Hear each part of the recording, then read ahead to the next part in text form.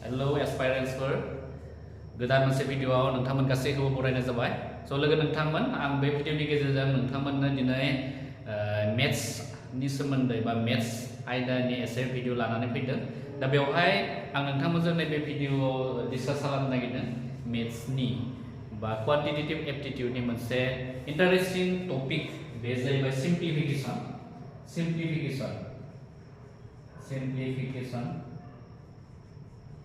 simplification होननाय लोगो लोगो दा बेवहाय सिम्प्लिफिकेशनाव बायदिसिना बेवहाय अनजिमा होनाय थागोन दाजाब दानख' बा राननायबो थानो हानाय दा बेफोरबायदिखौ लानानै जोङो सल्भ खालामनो गोनां जायो दा बेनि जा प्रब्लेमफोर मोनगोन नोंथांमोना दा बे प्रब्लेमफोरखौ मोननायनि सिगाङावनो आं नोंथांमोननो मोनसे बटमास रुलनि सोमोन्दै एसे बुंनानै होनो नागिरदों नोंथांमोना बटमास रुलखौ मोनथियोब्ला बेखौ गोरलै जागोन सिम्प्लिफिकेशननि माखासे कुइसनफोर होगोन नोंथांमोननो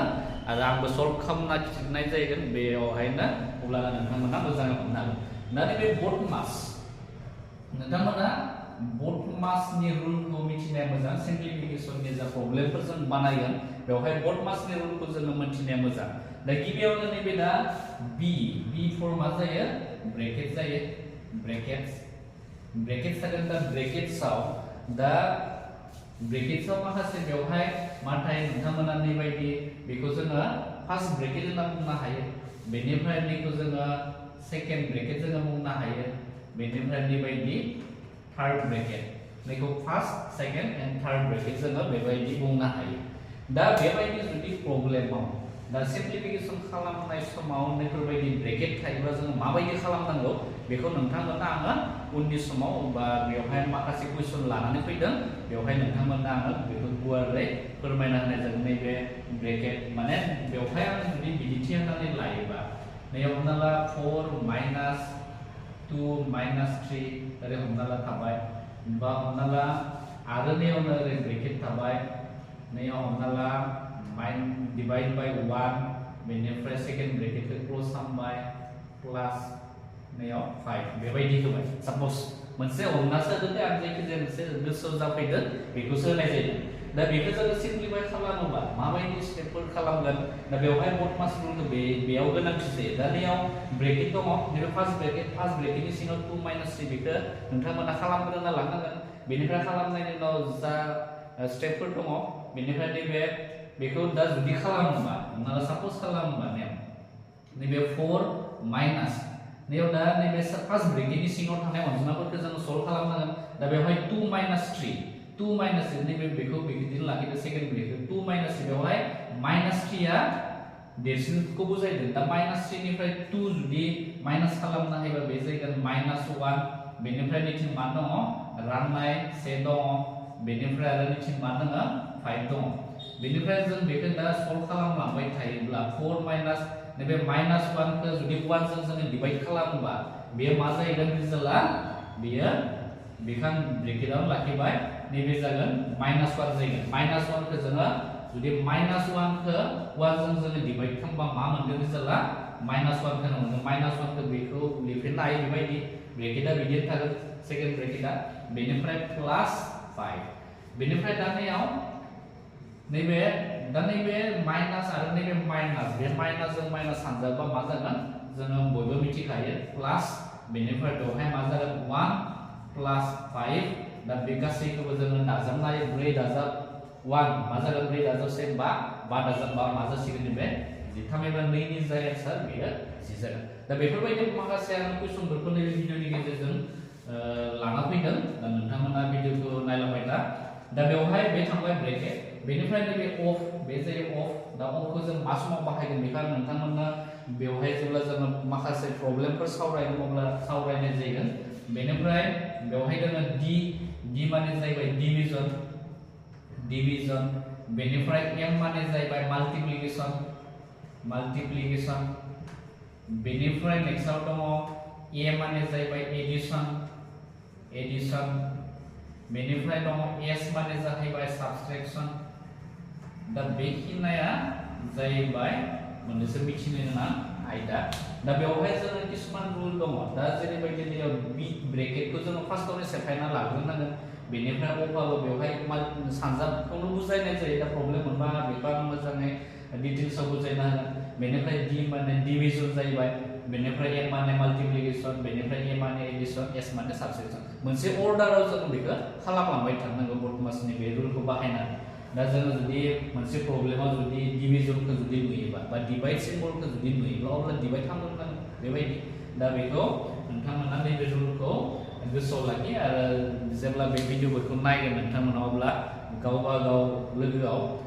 बहि लाफा आरो पेन कलम बेफोरबायदि लाफानानै बेखौ लिरना लानो हायो आरो प्रेक्टिस खालामलांफानो हायो ओरैनो भिडिअफोरखौ नायनायजोंल' जाया जोङो नट्स खालामलांनांगौ दा बे जाहैबाय बेनिफ्राय आरो बेवहाय माखासे रुल दङ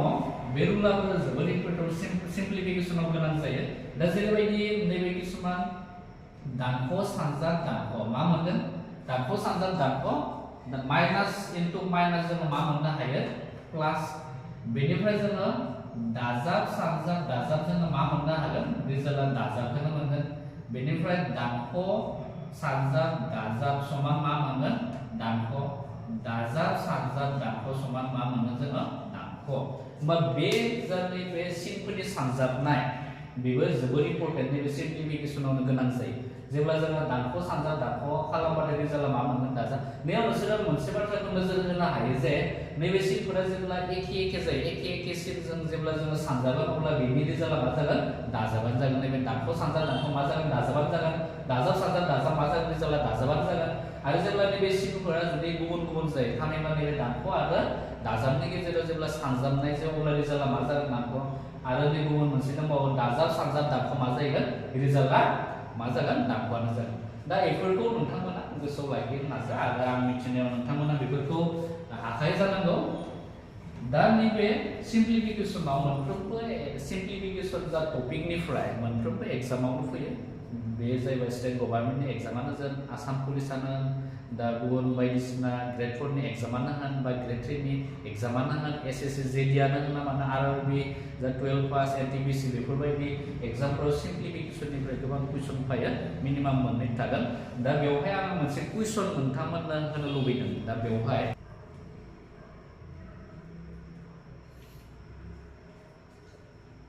दा नोंथांमोननियाव मोनसे प्रब्लेम लाना फैदों कुइसन दं बेवहाय 6 इनटु ब्रेकेट जाहैबाय 4 into 5 divide by 3 plus 7 minus 8 equal to 1 दा बेबायदि दोङो बिनि एन्सारा मा जागोन अपसनफोरा दोङो ए नाम्बार 39 टु नाम्बार बिदि बेनिफ्राय सि नाम्बार 49 डि नाम्बार 50 दा बेखौ जोङो जा बर्डमास रुल बाहायनानै जों खालामनांगोन दा नैखौ जों जुदि खालामोबा सल्युसन जुदि खालामोबा 6 into 4 into 5 divide by 3 plus 7 minus 8 बेबायदि जोङो आं बेखौनो लिरना लाबाय दा नोंथांमोना खालामना थांनायनि सिगाङाव दा बेवहाय जोङो मा मोनदोंमोन बर्डमास रुल बर्डमास रुलाव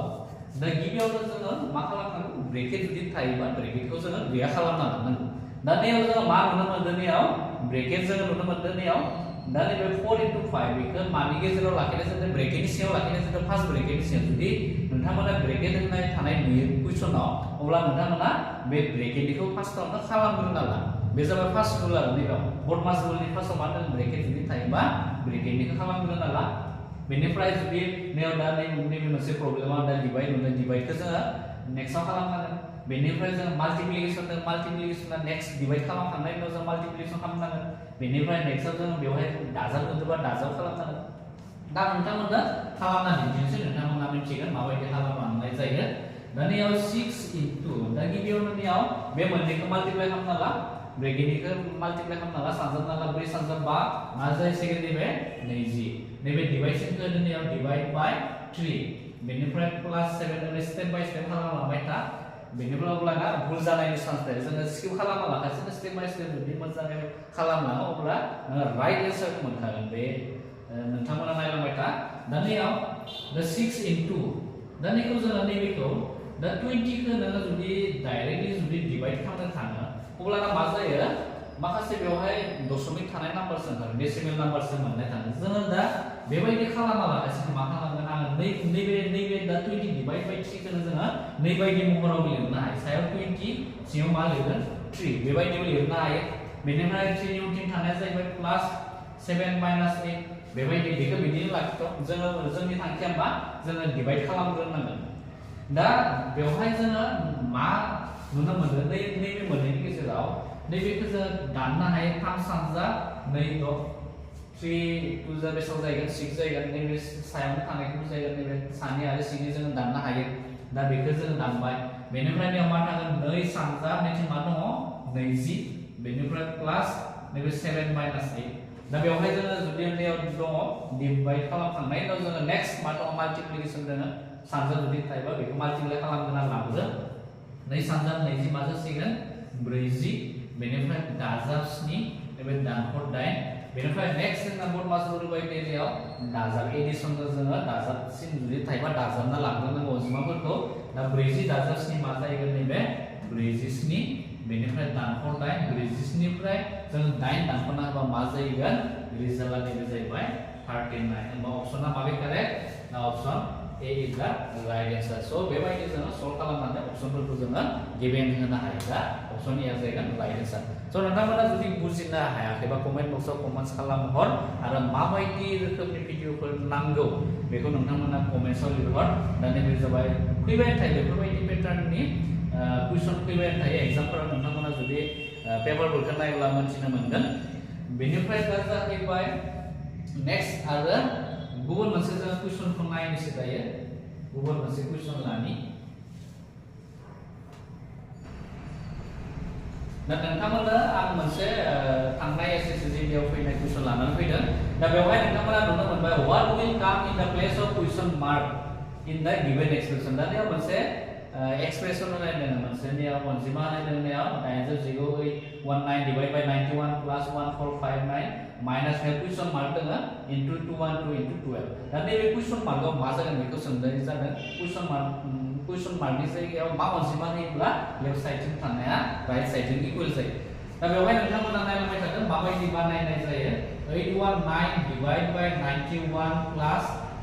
1459 इक्वल टू दानियाव सॉरी इक्वल टू नङानियाव माइनस क्वेश्चन मार्क होबाय बेनिफ्राय नैबे मोननैजों जोङो माल्टिप्लाइ खालामबा बेसेबां जागोन बेखौ सानजाखानोसै डाइरेक्ट नैबे 212 12 सानजाबना नाय बे 4 नैबे 2 नैबे 4 नैबे जागोन 2 नैबे 1 नै सिगांथिं मा जासिगोन 2 4 4 4 नैबे जागोन बेबायदि जाहैबाय सॉरी नैबे 4 प्लस 1 खालामबा मा जागोन नैबे 5 2 5 4 4 माने मोननैखौ माल्टिप्लाइ खालामबा मा मोनगोन जोङो 2 5 4 4 दा बेबायदि जाहैबाय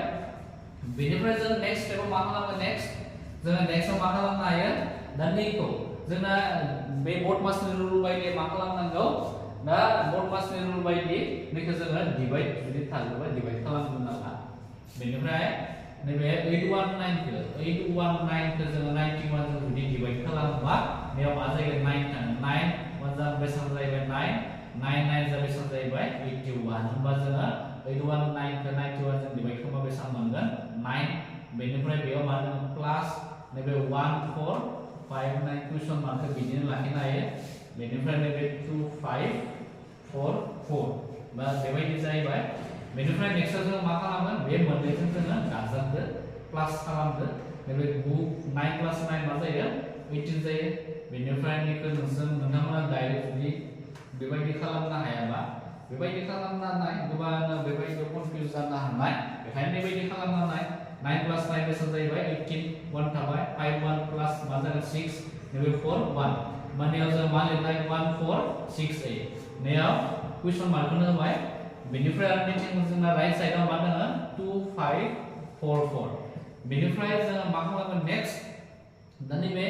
1468 नैबे जों माइनास क्वेश्चन मार्कखौ जोङो जायनि मानखौ जोङो दिहुननांगोन बेखौ आलादायै माने सेपारेट खालामना लानांगोन नोङो दा बेखौ लेफ्ट साइडजोंबो लाखिनो हायो बा राइट साइडजोंबो लांनो हायो दा आङो मा खालामगोन बेखौ राइट साइडआवनो लाना थांसै आरो नैबे अनजिमा थानायखौ अनजिमानि खाथियाव लाना फै दा नैबे मा जाहैगोन माइनास जों मा लिरनो हायो नैबे लेफ्ट साइडजों लाबा इक्वलनि बिथिं लाना फैबा मा जाहैगोन 2544 माइनासआ बोरै जागोन जिहेतु नैयाव नैबे 2544 नि सिगाङाव मा थायो प्लास थायो प्लासखौ जों लिराबाबो जायो प्लासखौ जोङो इक्वलि लेफ्ट साइडजों लाबाथाय मा जागोन माइनास जागोन बेनिफ्राय बेयाव इक्वल सिन होबाय नैबे आरो माइनास कुइसन मार्क खौ जोङो राइट साइडजों लांबा मा जागोन बे कुइसन मार्क जायो आरो बेवहाय माइनासआ प्लास जायो आरो जुदि नियाव प्लास लानाबा बिथिं जों माइनास लिरनांगौ बेनिफ्राय दा नैखौ मा खालामनो हायो दा नैबे मोननैनि रुजुनायाव नैबे अनजिमाया गिदिर माने दानख'रा गिदिर जानांगोन बेवहाय दा बेखौ जों माइनास खालामनांगोन माइनास खालामोबा बेसेबां जागोन नैबे 2544 दानख'बाय नैबे दाजा बेसेबां दङ 1468 दा नैबे 14 निफ्राय 8 माइनास खालामना होबा बेसेबां जायो 14 निफ्राय 8 माइनास खालामना होबा बे जाहैगोन नैबे 6 बेनिफ्राय बेयाव बेसेबां जाहैबाय 13 माइनास 6 खालामबा बेसेबां जागोन नैबे 7 बेयाव मा थागोन 4 माइनास खालामबाथाय 0 नैबे 2 निफ्राय 1 माइनास खालामबाथाय 1 बेनिफ्राय बेयाव माइनास थागोन जिहेतु माइनासनिफ्राय जोङो बेखौ दानख'नाय जादोंब्ला माइनासआ बेजोंनो बेयाव माइनासआनो जाहैगोन होमबा रिजाल्टखौ जों मा मोनगोन दा बेयाव -1076 बेनिफ्राय बे जाहैबाय कुइसन मार्कनि जानायाव मान दिहुननो होदोंमोन बे मान दिहुननाया मा जाहैसिगोन दा -1076 दा बेवहाय अप्शनफोरनि मादाव बबे गोरोन्थि दा अप्शन सी दा राइट आन्सार दा बेफोर माने गले गले बे टाइपनि कुइसनफोरा एग्जामाव फैबाय थायो स्टेट एग्जामानो जा बा गुबुन बायदिसिना माने ग्रेड 3 ग्रेड 4 नि एग्जामानो होन दा आसाम पुलिसनि नोंथांमोना जायफोर होगोन फैबाय थानाय समफोराव बिथांमोननि पेटार्नआ माने जा सिम्प्लिफिकेशननि कुइसन फैथावनो हानाय कुइसनफोरा बे रोखोमनि जायो कुइसन मार्क थायो मालाबा नैफोराव एक्सबो थायो एक्सनि मान आरो कुइसन मार्क बिनिफ्राय एखेयानो जोङो जुदि कुइसन मार्क जुदि फज'आलागासिनो एक्सनि मान फज'नानै जों खालामलांनो हायो एन्सारखौ जोङो एखेखौनो मोनगोन आरो बिदि खालामबाबो दा बे मोनसे जाहैबाय नोंथांमोना जुदि बुजिनो हादोंब्ला कमेन्ट्सआव कमेन्ट्स खालाम बुजिनो हादों माबोरै जादों बेफोरखौ कमेन्ट्सआव कमेन्ट खालामहर आरो फैबाय थानाय समफोराव इंराजि भिडिअ बानायगासिनो दं बेखौ नोंथांमोना थाबैनो इंराजि भिडिअखौ नुनो मोनगोन बेनिफ्राय दा गुबुन मोनसे कुइसन लाबावनोसै दायो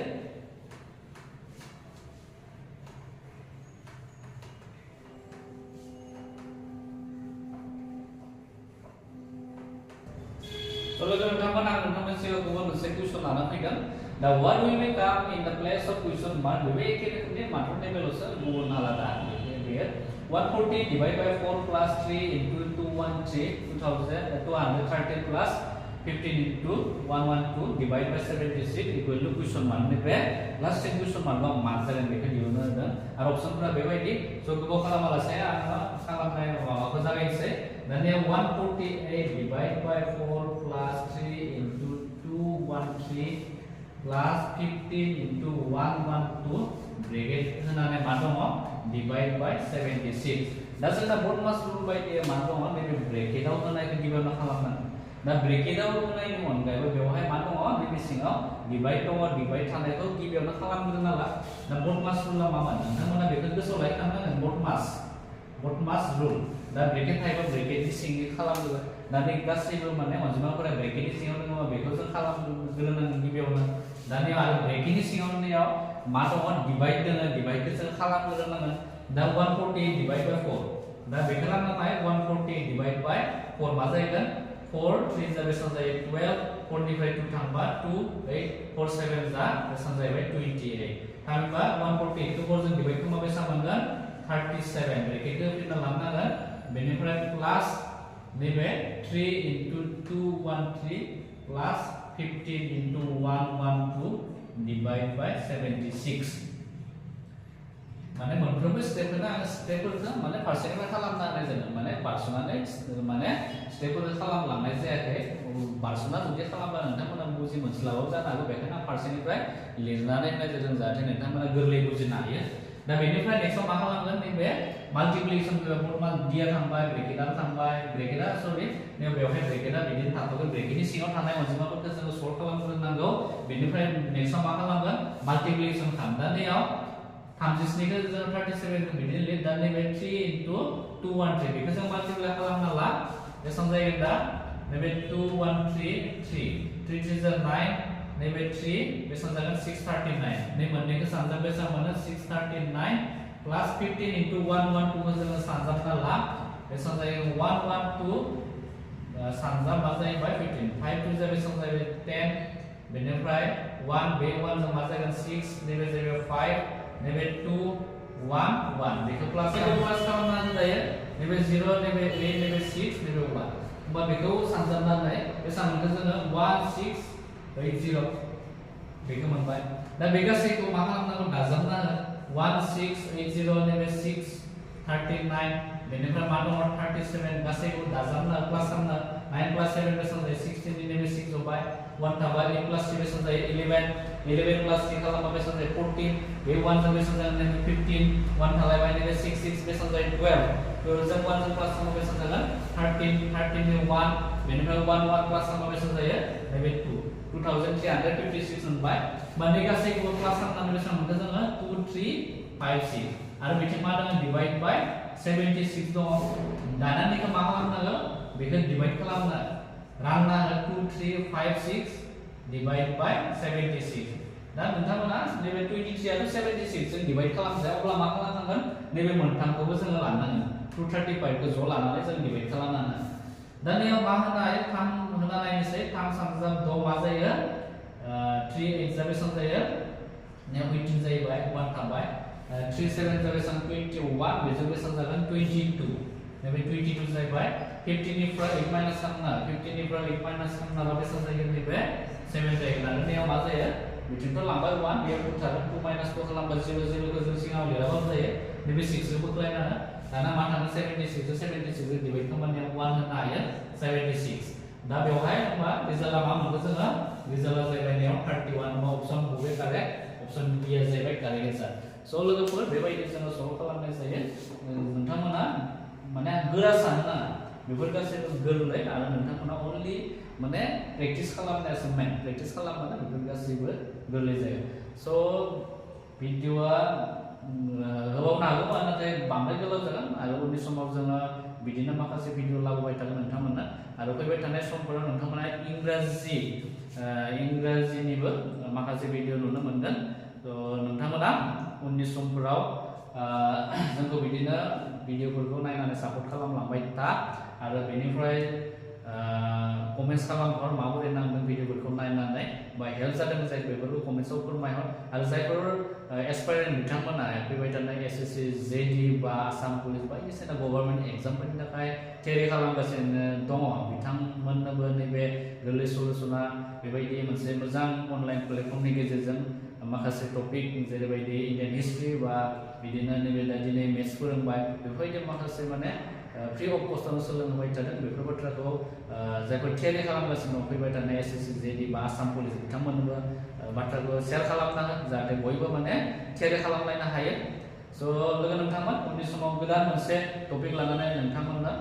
भिडिअ लाबोनाय जागोन स' थेंक इउ